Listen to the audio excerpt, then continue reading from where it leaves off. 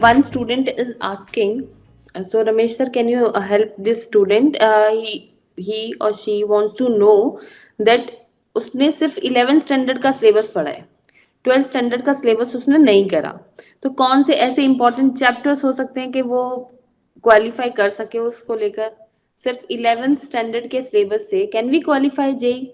देखिए, बहुत इंपॉर्टेंट सवाल है ये। इनफैक्ट आई सजेस्ट कि बच्चे पहली बात तो ये दिमाग से निकाल दें कि सेलेक्टिव स्टडी से आप एंट्रेंस क्लियर कर सकते हैं। तो जेई मेन जैसा एग्जाम है जिसमें हर हर चैप्टर से क्वेश्चंस आते हैं, तो इतना सेलेक्टिव नहीं होता कि आपके सिर्फ 11 से सारे क्वेश्चंस आएंगे। जनरली देखा गया है 50% क्वेश्चन 11th के होते हैं, बट 50% 12th के भी होते हैं। तो you will be able to attend hardly 50% question, और उसमें से भी अगर कोई ट्रिकी क्वेश्चन आ गए तो you will lose the chance of qualifying even for advance. So do not risk your self in only focusing on 11th class chapters. I will suggest कि अगर आप मान लीजिए 11th में आप कॉन्फिडेंट हैं और 12th के कुछ चैप्टर्स भी अगर आप लगा लेते हैं अभी एक 2-3 महीनों में, अगर आपको लग रहा है कि जनवरी के लिए आप प्रिपेयर्ड नहीं है, तो मेरा सजेशन ये होगा कि आप अप्रैल के लिए 12th के लिए, आप जब अगर आप बोर्ड एग्जाम दे रहे हैं तो आप बोर्ड के लिए तो तैयारी कर ही रहे हैं, तो एनसीईआरटी लेवल पे उस स्तर पर आप जेई के 12th क्लास के चैप्टर्स को भी रेडी कर ले और सेकेंड अटेम्प्ट को आप सीरियसली दे। बिकॉज मैं कभी भी नहीं एडवाइस करूंगा आप सेलेक्टिव स्टडी करें। सेलेक्टिव स्टडी से आप गोल नहीं अचीव कर पाएंगे, आपके आधे अधूरे सपने आधे ही रह जाएंगे और अधूरे ही रह जाएंगे एंड से। So JEE Main is asking questions from all chapters and only 50% chapters को आप prepare करके जाएंगे, it will be very risky. You may qualify, it's just a matter of luck. I will say in that case that you are able to attempt the question, but questions क्योंकि हर chapter से पूछे जाते हैं, आप risk ना लें, ये मेरा सजेशन। वैसे ये एक इंटरेस्टिंग केस है, एक इंटरेस्टिंग केस है। या तो आप 12th स्टडी गए, 12th पास है, आप 11th में तो है नहीं। हाउ इट इज पॉसिबल कि आपने ये खाली 12th का किया होता तो समझ में आता कि खाली 12th का किया हुआ है। हाउ इट इज पॉसिबल कि आपने खाली 11th का किया हुआ है? तो आपको इलोबरेट करना चाहिए। एक इंटरेस्टिंग केस है। मैंने 11th के लिए पढ़ लिया है, मतलब जेडब्ल्यू 11th का कर दिया है। 12th का मेरा बेसिक क्लियर नहीं है। मैंने 12th का भी पढ़ चुका हूँ पर मेरा बेसिक क्लियर नहीं है, और अभी जेडब्ल्यू आ रही है, तो मेरे कौन से ऐसे चैप्टर्स पे फोकस करूं? Since I am aware about ICSE ISC, तो उसमें मैं आपको सजेशन ये दूंगा कि आप उन चैप्टर्स को जो आपके 12th बोर्ड में आने वाले, अब आप बोर्ड एग्जाम की तैयारी तो करेंगे ही, आप बोर्ड लेवल पे तो उनको तैयार कर ही रहेंगे, ठीक है। और 11th क्योंकि आप खुद ही कह रहे हैं आप कॉन्फिडेंट हैं, तो 11th के आप कोई भी क्वेश्चन आप अटेम्प्ट कर सकते हो, एटलीस्ट इजी मॉडरेट लेवल के तो आप 11th के सारे कर लेंगे। तो अगर आप 12th के उन चैप्टर्स को ही कर लें जो आपके बोर्ड एग्जाम में आने वाले हैं, अभी प्री बोर्ड तो दे ही रहे होंगे आप, क्योंकि आप इवन अगर आप हाँ, तो प्री बोर्ड के लिए तैयारी जिस तरह से भी आप कर रहे हैं, वो चैप्टर्स आपके रेलेवेंट जो जेई मेन में है उनको आप बोर्ड लेवल पे कर लीजिए, और जनवरी अटेम्प्ट में you will have a clear picture कि आपने कहाँ पे कमियां रह गई जो आप 12th बोर्ड के दौरान आपने जो प्रिपरेशन किया और उसके अलावा जरूरत पड़ी थी, तो वो लेवल के क्वेश्चंस आप फरवरी मार्च में लगा के अप्रैल अटेम्प्ट इंप्रूव कर लीजिए। This is what my suggestion. Next question Gaurav ने पूछा है हमसे कि इजी चैप्टर्स जो थे वो केमिस्ट्री से हट गए हैं, तो क्या वो फिजिक्स स्टार्ट कर सकते हैं अब? इजी चैप्टर का कौन सी इजी चैप्टर हट गया? डू यू फील कि inorganic chemistry is the easy chapter? No sir, chemistry in everyday life, polymer, environmental chemistry. Do you feel these are the easy chapters? मतलब तुमको याद करना आसान? This chapters take only one day. हाँ, मतलब in one sense you can say कि दो चीज पक्की थी कि आपको कम टाइम में और क्वेश्चन फिक्स था कि क्वेश्चन आना ही है। Yes sir, 12 marks fix. आप उस तरीके से इंश्योर थे कि क्वेश्चंस आने हैं। But what you can do, अभी भी देखिए ऑर्गेनिक केमिस्ट्री का वेटेज बढ़ेगा, chemistry also and solid state also. ठीक है, तो उसका वेटेज में आप ये करें ना, आप ऑर्गेनिक केमिस्ट्री का वेटेज इंक्रीज होगा तो आप वैसे रिएक्शंस ऑर्गेनिक केमिस्ट्री के कर लीजिए जैसे आप इन चैप्टर्स पे करते, उतना टाइम आप ऑर्गेनिक केमिस्ट्री पे अपना इंक्रीज कर लीजिए। ये मान लीजिए कि जितने क्वेश्चंस यहाँ से डिलीट हुए हैं उतने क्वेश्चन ऑर्गेनिक केमिस्ट्री में इंक्रीज होंगे। Sir it takes time organic chemistry, नहीं वो एनसीईआरटी लेवल पढ़ी हुई है ज्यादा, मतलब मेंस लेवल अच्छी नहीं पढ़ी हुई ऑर्गेनिक। तो आप एक काम करिए ना, तो आपने एनसीईआरटी लेवल का जो पढ़ा हुआ उसके बेस पे प्रीवियस ईयर्स के लास्ट 3-4 ईयर्स के क्वेश्चन साथ साथ निकालते जाइए। सर 40% हो रहे हैं सर क्वेश्चन, 40% हो रहे हैं ऑर्गेनिक केमिस्ट्री के या total overall chemistry? Yes sir, maths और फिजिक्स के तो हो जाते हैं 50-60%। अभी आप ये टारगेट रखिए कि 40 को 60 में कन्वर्ट करना है। आप ये टारगेट मत रखिए कि 40 को 80 में कन्वर्ट करना, ठीक है नहीं है? तो माइंड को कूल डाउन करिए यू टारगेटेड कि आप 40 को 60 में कन्वर्ट करेंगे, नॉट इन द 80। उसके अकॉर्डिंग आप चैप्टर्स प्लान करिए और उन चैप्टर्स की प्रैक्टिस करिए। दैट इज क्वाइट पॉसिबल कि आप 40 को 60 में कन्वर्ट कर दोगे। पर आप ये टेंशन करोगे मुझे तो 40 का 80 बनाना है, तो इतना टाइम हम लोगों के पास में है नहीं कि 40 के Yes, 80 sir. में कन्वर्ट हो जाए। जरा सोचिए मत, बस उन्हीं क्वेश्चंस को आप कर लीजिए और एनसीईआरटी पढ़ लीजिए। इतना सोचेंगे तो फिर टेंशन होगी। तो गौरव, हाँ मेरे को सर। आपकी बातों से ये लग रहा है कि केमिस्ट्री आपका वीकर सब्जेक्ट है compare to physics and maths. Chemistry में से जो चैप्टर आपको लग रहा है कि आप स्कोर कर पाएंगे बेहतर तरीके से, उन चैप्टर्स को ही अपने स्ट्रॉन्ग पॉइंट्स बताते हुए उन्हीं को अटेम्प्ट करिएगा केमिस्ट्री में, जहां पे आपको, और ये जो आप डिफरेंस होगा इसको फिजिक्स में इसको मेकअप करिएगा। फिजिक्स के क्वेश्चन ज्यादा लगाइएगा, फिर उस केस आपके स्ट्रॉन्ग एरियाज होने चाहिए। देखिए, हर बच्चे का एक स्ट्रॉन्ग एरिया, वीक एरिया होता है। अब मुझे आपकी बातों से लग रहा है आपका केमिस्ट्री वीक एरिया। 12th में आप सिलेक्टिव एनसीईआरटी लेवल पे पढ़ लीजिए उसको। कुछ इजी लेवल के क्वेश्चन जरूर हो जाएंगे आपसे, आप इतना मत Yes, घबराइए sir. इस वक्त। और आप इजी क्वेश्चन पे फोकस करिएगा, कुछ मॉडरेट लेवल के क्वेश्चन को और अटेम्प्ट करिएगा, डिफिकल्ट को छोड़ दीजिएगा। और फोकस अपना ये जो टाइम फिजिक्स और मैथ्स में लगा लीजिएगा। यहाँ आपको टाइम मैनेजमेंट की जरूरत पड़ेगी मेरे हिसाब से। रहमत सर, मेरा एक सवाल है सर, जैसा आपने अभी बोला कि आईएससी का होता है, तो जो हम बोर्ड्स देंगे अभी आईएससी का, तो उसमें से कोई भी सिलेबस जेडबल में से आ सकता है? जैसे मैंने आईएससी बोर्ड का हूँ, तो उससे रिलेटेड जेडबल में क्वेश्चन आ सकते हैं, देखिए, जैसे मैंने आईएससी की आप मैथ्स मुझे की बुक पढ़ी बताइए, है। आईआईसी में आप मुझे बताइए क्या मैथमेटिक्स में कैलकुलस के चैप्टर्स हैं? हाँ सर, है। तो कैलकुलस के हर चैप्टर से एक एक क्वेश्चन आ ही जाता है जेई में, राइट? बेसिक क्वेश्चंस, लिमिट्स वाले, डिफरेंशिएशन वाले, integration, definite integral, differential equation, area under curves, सब में से एक एक का सवाल आएगा आपको। ऐसे ही तो आपको उसमें मैट्रिक्स इंटीग्रेशन का वेटेज डिटर्मिनेंट्स। ज्यादा होगा? इंटीग्रेशन का वेटेज ज्यादा नहीं होगा बेटा, सिर्फ एक या दो क्वेश्चंस होंगे, या तो एक इंडेफिनेट का, एक डेफिनेट का, एक एरिया का, 3 क्वेश्चंस आएंगे मैक्सिमम अगर इंटीग्रेशन इन्वॉल्व हुआ तो। ओके सर, मतलब आईएससी का अगर हम पढ़ते हैं तो भी जेडबल का थोड़ा आइडिया आ जाएगा कि ऐसा सब आ बिल्कुल, सकता है? बिल्कुल होगा, बिल्कुल होगा। आप बिल्कुल घबराइए मत, हर बोर्ड से रेलेवेंट होता है जेई में। ऐसा नहीं कि किसी एक पर्टिकुलर बोर्ड को ज्यादा इंपॉर्टेंस दिया जाता है। जेई मेन का ओके। अपना अलग ही एक सिलेबस होता है जो हर बोर्ड को ध्यान में रखते हुए बनाया जाता है। There is a student Karan, Vinod sir वो ये हाँ जी। पूछ रहा है कि उसका फर्स्ट सेशन अगर सही नहीं जाता है तो क्या उसको एडवांस के लिए प्रिपेयर करना चाहिए या पहले सेकंड अटेम्प्ट के लिए प्रिपेयर करे फिर एडवांस के लिए प्रिपेयर करे? सही से डेफिनेशन क्या है? ये एक बात है कि मान लेते हैं कि एक सही ये हुआ कि उसके मार्क्स इतने कम हैं कि वो जेई एडवांस के लिए क्वालिफाई तो कर लेता है, पर उसको कोई अच्छी एनआईटी मिलने के चांसेस ही नहीं है। तो ऐसे केस में तो ये बिल्कुल है कि सबसे पहले एनआईटी को उसको फिक्स करना चाहिए कि एक अच्छी एनआईटी मिले उसको, क्योंकि ये टोटली आप 100% रिस्क नहीं ले सकते हो। रिस्क में भी 50-50%। लाइक सपोज आपने 150 मार्क्स पोस्ट कर लिए हैं एंड देयर आर चांसेस कि आपको कोई एनआईटी मिल सकती है आपको, देन इट इज एडवाइजेबल कि आप एडवांस के लिए रिस्क ले सकते हो और एडवांस के लिए ट्राई कर सकते हो। पर आपके मार्क्स जस्ट क्वालिफाइंग मार्क्स है, आपके 120 मार्क्स है, 110 मार्क्स है। ऐसे केस में आप रिस्क लेकर क्या करिएगा? बेसिक्स तो सेम ही रहेंगे और जेई एडवांस का पेपर तो ज्यादा ही टफ आने वाला है। सपोज किसी की रैंक जो है जेई एडवांस में 12,000 रैंक आ जाती है और वो क्वालिफाई भी हो जाता है जेई 12,000 रैंक पे, पर उसको कौन सी आईआईटी मिलने वाली है? कोई आईआईटी नहीं मिलने वाली है उसको, कोई अच्छी ब्रांच उसको मिलने वाली नहीं है। तो वो ऐसे क्वालिफाई होकर क्या फायदा है? हम क्वालिफाई होना चाहते हैं हमारा कैरियर बनाने के लिए। तो कैरियर दो ही तरीके से बन सकता है कि एक अच्छा हमको गवर्नमेंट इंजीनियरिंग कॉलेज मिल जाए एनआईटी में, या आईआईटी मिल जाए। तो रिस्क इस बात पे लेना चाहिए कि हमारा टारगेट क्या फुलफिलमेंट हो रहा है। तो जेई मेन में अगर आपको लगता है कि 150, 160, 170 मार्क्स क्रॉस हो गए हैं और एक अच्छी एनआईटी मिलने के हमको चांसेस हो गए हैं, now I can take the risk, उसमें भी आपको ये देखना चाहिए कि ये आपका अपर लिमिट है 170, आपका बेस्ट परफॉर्मेंस है, या आपका एग्जाम डे में आपके मार्क्स 20, 30, 40 कम हो गए हैं।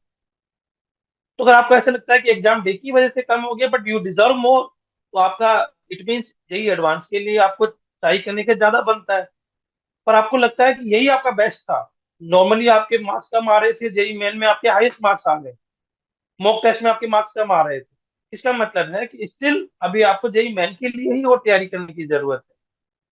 तो वहीं पर अगर आपके 160 आपके सेशन 1 में है and you can cross 200 marks in JEE main 2, तो पहले आपको उसी को ट्राई करना चाहिए। कैरियर में एक सिटी पहले स्टेबल करना जरूरी है, rather than take 100% this. I will suggest this one. One more student is there named Raghav. He is asking कि मेरा 30% सिलेबस हो गया है पूरा, एंड क्या इस 30% सिलेबस से ही can score 85 percentile in JEE? 30% कौन सा, 11th का 12th का टोटल 30% क्या माना जाए? किसी हमें 85 percentile means what? You are in just qualifying situation, और क्वालिफाइंग से नीचे भी हो सकते हो, आप 1.5 लाख से ऊपर रैंक होगी जनरल में, तो आप 85 परसेंटाइल पे तो क्वालिफाई भी नहीं होंगे, ठीक है? नहीं तो आप क्या करोगे इस परसेंट, मतलब वाई यू वांट 85 परसेंटाइल, उसका करना क्या चाहते हो? तो आप फिर सेशन 2 पे, आप सेशन 1 को आप जो ना एज ए प्रिपरेटरी आप मॉक टेस्ट की तरह से लीजिए और देखिए 30% को आप कितने में कन्वर्ट कर पाते हैं। आप ट्राई कीजिए कि 100 मार्क्स आप जेई मेन सेशन 1 में क्रॉस कर लें, और फिर रिमेनिंग 2 मंथ्स में आप उसमें कोशिश करिए कि 50% मार्क्स 60% मार्क्स लाने की कोशिश करें। Thank you, sir.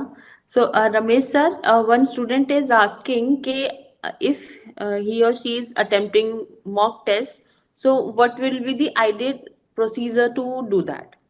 How they have to attempt the mock test, how to analyze their performance through mock test, and if they want to increase the correct way, then okay what okay is the so actual first of right all to let us make? Understand mock test का क्या मतलब है। यहाँ पे mock test is like very similar test like JEE main pattern. Best advantage of taking mock test is using the previous year's last 1 year or 2 year of JEE main original papers to start with। आप इसी में last year के JEE main के original papers को, कुछ 5 से 10 papers को आप उठा लें रैंडमली, और ये सारे पेपर्स को उसी टाइम में दें जिस टाइम पे ये एग्जाम्स होते हैं। मॉक टेस्ट को देने का बेस्ट एडवांटेज है कि आप सुबह में मॉर्निंग 9 to 12 या दोपहर 3 से 6 के बीच में दें, जो एक्चुअल जेई मेन के एग्जाम टाइमिंग्स होती हैं, ताकि आप उस टाइमिंग और अपने बायोलॉजिकल क्लॉक को भी सेट कर पाए। इसमें देखिए आप किस टाइम पे आप बेहतर कर पा रहे हैं, मॉर्निंग टाइम में आप बेहतर कर पा रहे हैं या आफ्टरनून में या बेहतर कर पा रहे हैं। और आपको ये भी रेडी, क्योंकि अभी तक आपको एडमिट कार्ड भी नहीं मिला होगा, और एडमिट कार्ड में अभी आपको पहले से नहीं पता है कि आपका मॉर्निंग सिटिंग है या आफ्टरनून सिटिंग है। तो you will have to understand कि which session you are able to score more, and if you are losing marks in which session, then what are the reasons for that. अब हर test के बाद एक analysis करनी बहुत जरूरी है कि आपके मार्क्स क्यों लूज हो रहे हैं। क्या आप ओवर स्लीपिंग कर रहे हैं ड्यूरिंग द नाइट, या यू कैन से ड्यूरिंग द डे, या यू आर लेट नाइट तक आप जाग रहे हैं, पढ़ाई कर रहे हैं। तो आपको अपनी बायोलॉजिकल क्लॉक सेट करनी है। सर ने एक चीज बताई थी, आपने शायद ध्यान दिया कि नहीं, सुबह आपको अगर मॉर्निंग शिफ्ट है तो सुबह 6 बजे आपको घर से निकल जाना होगा, या 7 बजे तक आपको एग्जामिनेशन सेंटर पहुंच जाना होगा। कुछ कुछ बच्चे अभी रात में देर रात जाग रहे होते हैं, पढ़ाई कर रहे होते हैं सुबह 3 बजे तक। ये आदतों को आपको अभी ठीक करना होगा। आपको एग्जाम से 10-15 दिन पहले से एक अपनी बायोलॉजिकल क्लॉक सेट कर लेनी होगी एग्जाम टाइमिंग के अनुसार। You should take every day like your JEE main day. At least एक हफ्ते पहले से तो आप ये मेंटली अपने आप को ट्यून कर लीजिए कि आप हर दिन एक जेई मेन का एग्जाम लिख रहे हैं। कोशिश करें एवरी ऑल्टरनेट डे एक जेई मेन का पेपर लिखें, इफ नॉट एवरी डे, और उसी टाइम में दें। उस दिन उस टाइम पे जागें जिस टाइम पे आपको एग्जाम डे वाले दिन जागना है। वैसे ही खाना खाएं जैसे आपको एग्जाम डे वाले दिन खाना खाना है। तो आपको अपनी हेल्थ का भी ध्यान रखना होगा।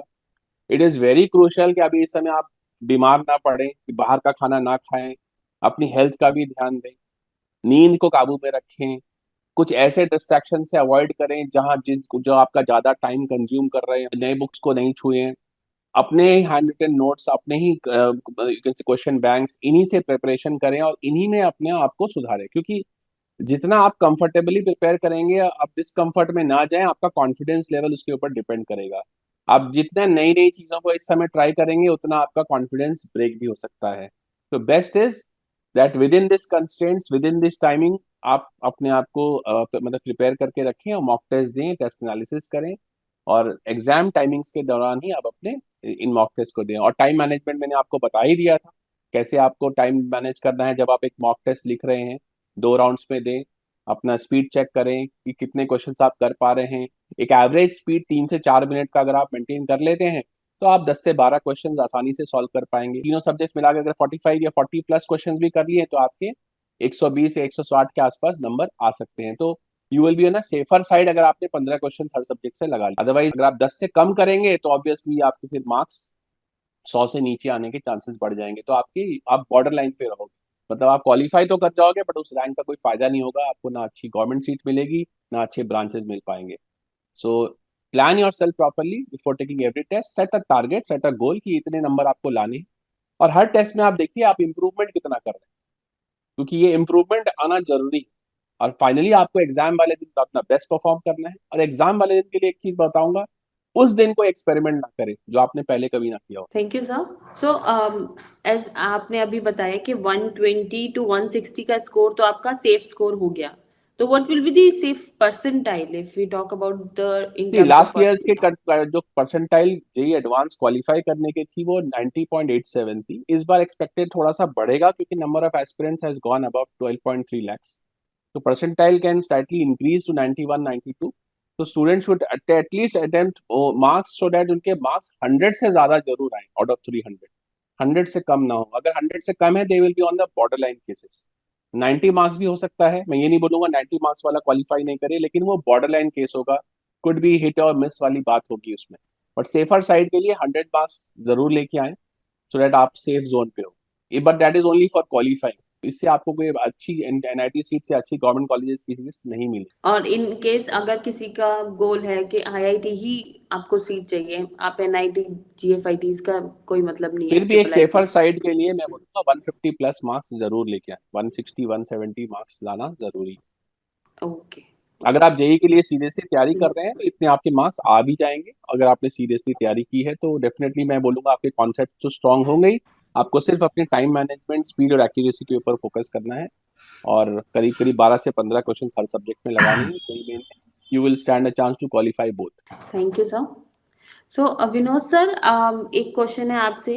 मनस्वी पूछ रही है कि उसका फुल मैथ्स का सिलेबस कॉन्सेप्ट क्लियर है, एवरीथिंग इज फाइन, क्वेश्चंस भी सॉल्व कर लेती है, थोड़ा सा डिफिकल्टी लेवल बढ़ जाता है तो उसको प्रॉब्लम हो जाती है, देन उसकी organic is also not that much good, तो अभी उसको थोड़ा सा नर्वस है, डिमोरलाइज है, तो उसे कैसे करना चाहिए, ओके, कैसे प्रिपेयर करना चाहिए? देखिए, मैथमेटिक्स के लिए तो ठीक है, बेस्ट टूल यही है ठीक है। कि लास्ट ईयर के पेपर्स को करें और खाली मैथ्स का सेक्शन कर लें। तो मैथ्स का सेक्शन करते वक्त उसको एक आइडिया ये हो जाएगा कि कितने मिनट्स में कितने क्वेश्चन हो रहे हैं। सपोज अभी 90 मिनट्स में उसके 20 क्वेश्चन हो रहे हैं, उसके बाद वो देख सकती है उसमें एक्यूरेसी लेवल क्या है।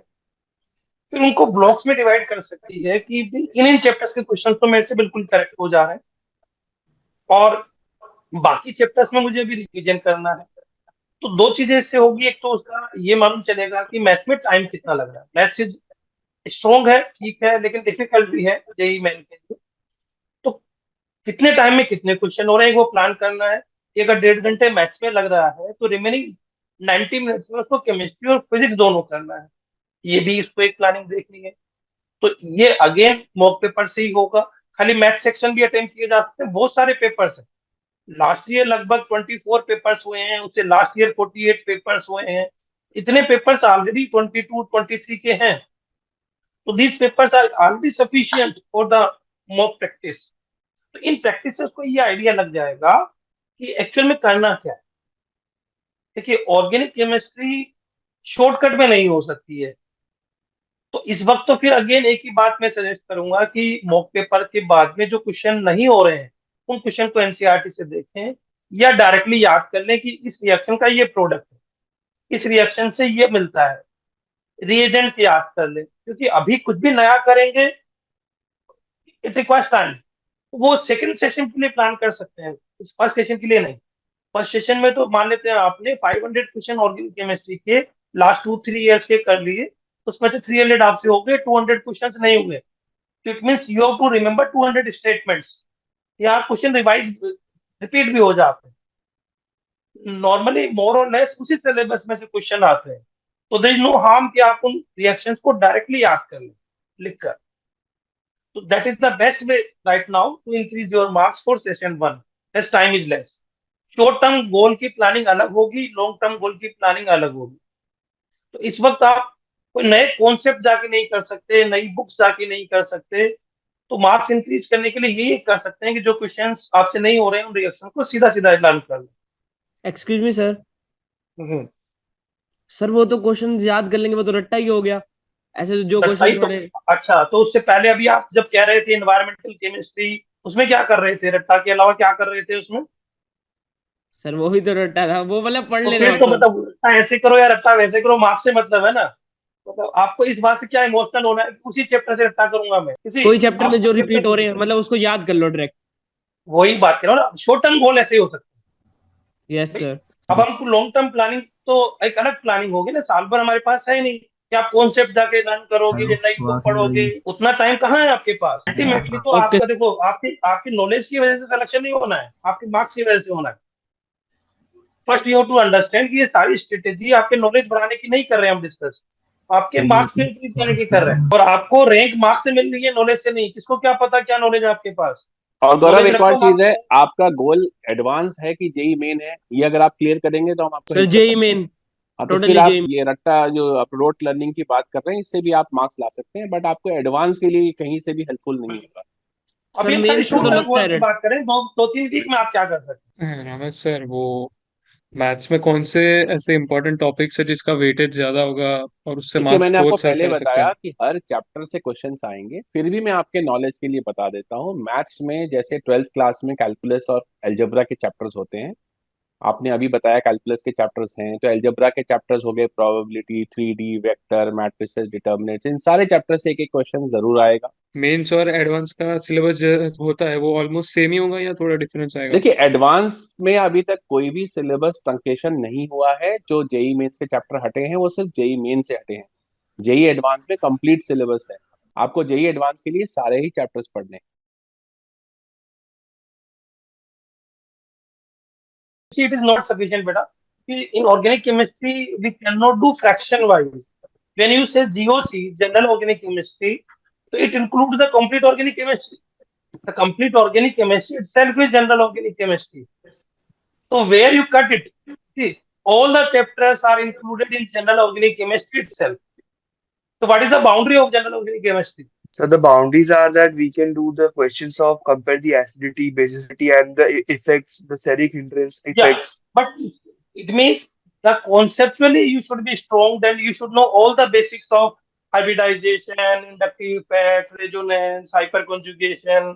Without knowing these concepts, it is not possible for you to command on this acidity, basicity, increasing order, decreasing order. The second way, if you are not confident right now, you mug up जो भी आपके examples आए हुए हैं previous years में, उन orders को याद कर ले। तो Yeah, that sir, is that is my problem that I have good grip in GOC, IUPAC, and nomenclature, but after the reaction came in EA, SN1, SN2, that I'm not able to remember. कोई That is the बात नहीं। thing. You what you can do again, जैसे मैंने पहले suggest किया था, you read NCERT. आपको 12th तो करना ही है ना, you read NCERT Hmm. And you solve the previous year questions.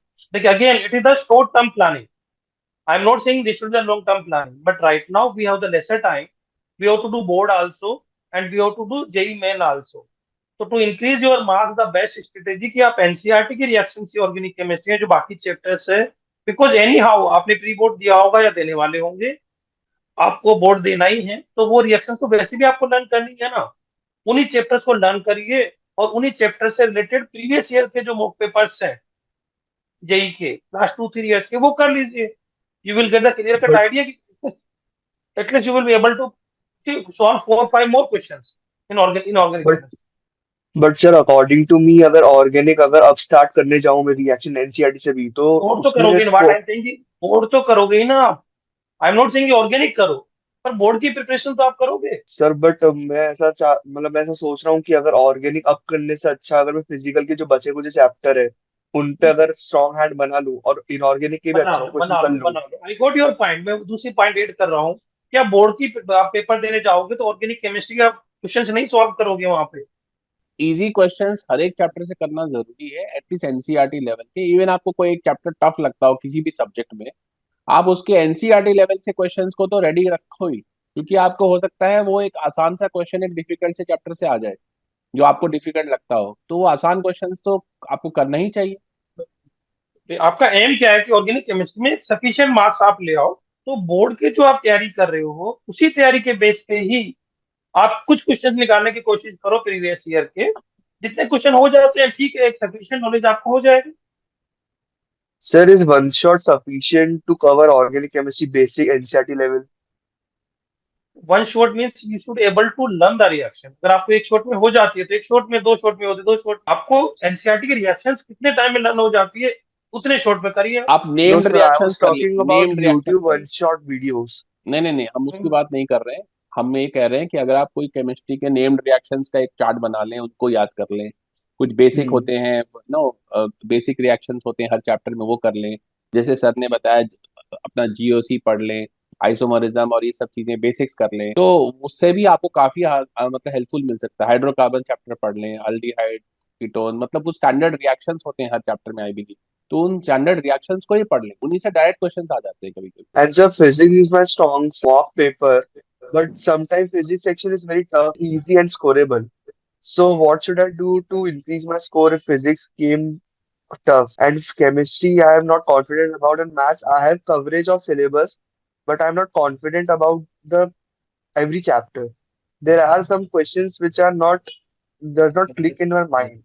The see here first I time, suggest even that the आप first. एक पीवाईक्यू उठाइए, इस पीवाईक्यू को आप सॉल्व करिए। इस पीवाईक्यू में आप देखिए विच कौन से चैप्टर ऐसे हैं जिसके क्वेश्चंस आप कर पा रहे हैं। You can take those chapters as a strong hold from your point of view. आप इन चैप्टर्स के क्वेश्चंस को ही एग्जाम में भी पहले अटेम्प्ट करें। हर क्वेश्चन, हर पेपर में there is easy, moderate and difficult question. अब इजी क्या होता है? एक क्वेश्चन आपने पढ़ा, एक रीडिंग में ही आपको समझ में आ गया कि I will be able to reach the answer और not, that is an easy question for you. आपने क्वेश्चन को पढ़ा, आपको पता है इसमें थोड़े लेंथी स्टेप्स है, लेकिन आंसर आ जाएगा, ये है मॉडरेट फॉर यू। अगर आपने क्वेश्चन को पढ़ा, आपको नहीं समझ में आया कि मुझे आगे कैसे पढ़ना है, आगे कैसे बढ़ना है, that is a difficult question for you.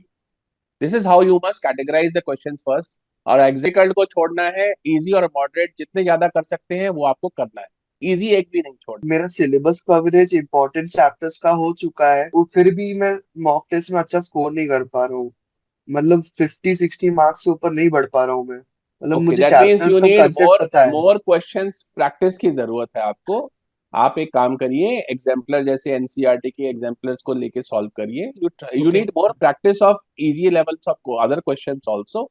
So we will suggest that you practice some more mock test और PYQs, and you will have better exposure of other varieties of questions. Students are asking के क्या कुछ limited set हैं, like सिर्फ 5 years के PYQs हम कर solve कर लें तो इज इट नहीं नहीं सफिशिएंट? नहीं, और 5 years में मत जाएं। मैं अभी जैसे सर ने भी बताया, मैं भी बता रहा हूँ कि लास्ट 2 साल में ही काफी सारे सेट्स हैं। अभी पुराने, बहुत पुराने पेपर्स को करने में लॉजिक नहीं होगा, क्योंकि आपको पता होना चाहिए कि करंट पैटर्न जो जेई मेन का है, उसमें 30 क्वेश्चन में से 10 क्वेश्चन जो है इंटीजर टाइप है। तो इंटीजर टाइप क्वेश्चंस को लगाना भी, और इंटीजर टाइप में नेगेटिव मार्किंग भी इंट्रोड्यूस हो चुकी है। तो मेरा एडवाइस ये है कि आप लास्ट 2 साल 2022 एंड 2023 के ही पेपर्स लगाएं। इन्हीं में से मैक्सिमम पेपर्स जितने आप कर सकते हैं वो करें। बहुत पुराने पेपर्स को करने से कोई लाभ नहीं होगा आपको।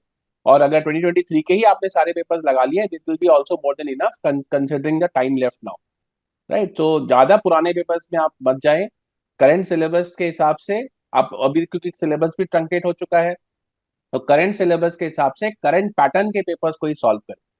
अगर आपको लग रहा है कि आपकी प्रिपरेशन अभी अच्छी नहीं हुई है, you can also join crash courses in the month, in the month of March after your board exam and improve your sessions of April. इसी में मैं ऐड भी करना चाहूंगी सर, क्योंकि लास्ट 2020 और 21 में 4 सेशंस हुए थे। I think they have lot many more PYQs, it's not yes, you are right, limited to you are of right. You, there are many many. तो मेनी लास्ट के 2-3 साल के पीवाईक्यूज। इतने क्वेश्चन तो आपके सामने आ जाएंगे कि आपको फुर्सत ही नहीं मिलेगी बाकी कुछ करने या एक्चुअली 10 इयर्स के तो हो भी नहीं पाएंगे इतने की। शॉर्ट हाँ, पीरियड एक में। साल का ही पूरा पीवाईक्यू कर ले 2023 का, it will be more than enough. अभी इस फर्स्ट सेशन के लिए that is more than. Okay sir. So sir एक और क्वेश्चन था, Vinod sir, is option verification method useful in main exam for math subject? देखिए, कुछ लोगों के लिए क्लिक करता है। Few of my students have also applied this. थोड़ा सा कॉन्फिडेंस लेवल ठीक होना चाहिए, प्रिपरेशन ठीक होनी चाहिए। Like some time it might possible कि हमें राइट आंसर ना पता हो, बट वी नो कि this answer can not possible. तो कुछ स्टूडेंट्स के लिए ट्रिक होती है, पर वो ट्रिक उन्हीं के लिए होती है जिनकी तैयारी ठीक होती है। इनकी बेसिक तैयारी ठीक नहीं है, उनके लिए तो ये मेथड एप्लीकेबल होगा नहीं। कि हमें राइट आंसर को हम वेरीफाई नहीं कर पा रहे, बट वी कैन वेरीफाई कि रॉन्ग आंसर कौन से हो सकते हैं। तो कई बार ये एक ट्रिक है जिनसे हम क्वेश्चन को जल्दी सॉल्व कर पाते हैं कि ये आंसर पॉसिबल नहीं है, हमने पूरा न्यूमेरिकल सॉल्व नहीं किया। ठीक है नहीं, ऑल्दो जेई एडवांस के वहां पर ये सब चीजें नहीं चलती, जेई मेन में चल सकता है। जेई एडवांस में जो एग्जामिनर है वो ये सभी चेक कर लेता है कि स्टूडेंट गलती कहाँ करेंगे, पर जेई मेन के पेपर उतने अच्छे नहीं बनते। तो वहां पर ये ट्रिक आप लगा सकते हो, न्यूमेरिकल क्वेश्चन पे भी लगा सकते हो कि कौन कौन से आंसर प्रैक्टिकली पॉसिबल नहीं है, तो आपको जो नियरेस्ट आंसर होगा उसको आप कर सकते हो टाइम सेव करने के लिए। तो डेफिनेटली इट कैन एक्ट, जहां पर आप अपने टाइम सेव कर सकते हो, प्रिपरेशन लेवल ठीक होनी चाहिए। My question is from Vinod sir. Sir, हमने इस पूरे सेशन में we understand what we have to do, what students have to do, how to strategize the thing, how they can manage the last 2 weeks. Can you enlighten them to tell what they should not do in these last 2 weeks? सबसे पहले आप ज्यादा discussion इस marks को लेकर, अपनी performance को लेकर ना करें। किसी आपने अपनी तैयारी के बेस पे एक परफॉर्मेंस आपके माइंड में है, अब आपको डिस्कशन से वो परफॉर्मेंस इंक्रीज नहीं होनी है। हमें प्रेशर कहाँ से क्रिएट होता है, जब हम ओवर डिस्कशन करते हैं। हमें डिस्कशन करना किससे चाहिए, हमारे टीचर्स के साथ में करना चाहिए, और वो भी क्या डिस्कशन, हमारे जो ट्रिक्स हैं एग्जाम में वो कैसे हो सकता है, आपसे कुछ गलतियां हो रही है अगर क्वेश्चंस में, वो कैसे हो सकता है। जैसे भी आप डिस्कस कर रहे हैं कि हमारा पेपर का कौन सा पेपर पहले करना चाहिए, कितना टाइम किसी पेपर में देना चाहिए, इस तरह के डिस्कशन करिए। पर इस तरह की डिस्कशन मत करिए कि भाई मेरी फिजिक्स बहुत वीक है, मैं फिजिक्स कैसे इंप्रूव कर लूं, मेरे मार्क्स अभी मैं 50% कैसे इंक्रीज कर लूं 2 वीक में। किसी के पास कोई मैजिक नहीं है। अगर आपको कोई ट्रिक बताएगा तो जितने मार्क्स आपके आ रहे हैं वो भी कम हो जाएंगे। तो देयर इज नो मैजिक कि आप 2 वीक या 3 वीक में अपने 50% मार्क्स इंक्रीज कर लेंगे। तो ये रियलिटी के साथ में आप सोचिए कि ऐसी कोई मैजिक किसी के पास में नहीं है, हमें कोई गैम्बलिंग पेपर में करनी ही नहीं है। तो हमें ये नहीं सोचते रहना कि मेरे कितने मार्क्स इंक्रीज हो जाएंगे। जितना हम कम सोचेंगे उतना हमें बेनिफिट होगा। तो अपने आप को बिजी इतना करिए, जो रिवीजन की स्पीड है उसको बढ़ाइए। जरूरी है कि आप 1 घंटे में, अगर आपको अब तक लगता है कि आप 20 पेज पढ़ सकते हैं, तो ट्राई कि 25 पेज करें। उस स्पीड से क्या होगा कि आपकी जो स्लो थॉट्स है, जो नेगेटिव थॉट्स हैं, वो दूर होंगी। तो जितनी अपनी रिवीजन की स्पीड तेज करेंगे, क्वेश्चन सॉल्व करने की स्पीड तेज करेंगे, उतनी आपकी जो नेगेटिव थॉट्स है वो आपके माइंड में कम आएगी, उतना कॉन्फिडेंस बिल्ड होगा। आई एम नॉट सेइंग कि आप नंबर ऑफ आवर्स बढ़ाइए, सोने का टाइम कम करिए। अगर आपको 7 घंटे सोना है, आप 7 घंटे ही सोइए, उसको कम मत करिए। उन हैबिट्स को मत चेंज करिए। चेंज क्या करिए, 1 घंटे में अपनी अटेंटिवनेस जो है वो इंक्रीज करिए कि 1 आवर में मैं कितना अटेंटिव होके पढ़ रहा हूँ। और डिस्कशन केवल अपने सब्जेक्ट्स को लेकर करिए कि भाई इस सब्जेक्ट में मुझे ये क्वेश्चन नहीं आ रहा, ये क्वेश्चन आ रहा है, इस क्वेश्चन को मैं कैसे कर सकता हूँ, इस चैप्टर को मैं कैसे कर सकता हूँ। बहुत ज्यादा फ्रेंड्स के साथ भी डिस्कशन मत करिए मार्क्स को लेकर। तो अवॉइड करिए मार्क्स को लेकर, परफॉर्मेंस को लेकर, रिलेटिव परफॉर्मेंस को लेकर कि उसके इतने मार्क्स आ रहे हैं, मेरे मार्क्स कम आ रहे हैं, वो परफॉर्म कर रहा है, मैं परफॉर्म नहीं कर रहा हूँ, वो इतना पढ़ पा रहा है, मैं नहीं कर पा रहा हूँ। इन सब से अवॉइड होइए, और टू द पॉइंट अपने नंबर ऑफ आवर्स पे और पर आवर में आप क्या काम कर रहे हो उस पर बात करिए। अपने आप ही नेगेटिव थॉट्स कम होते जाए।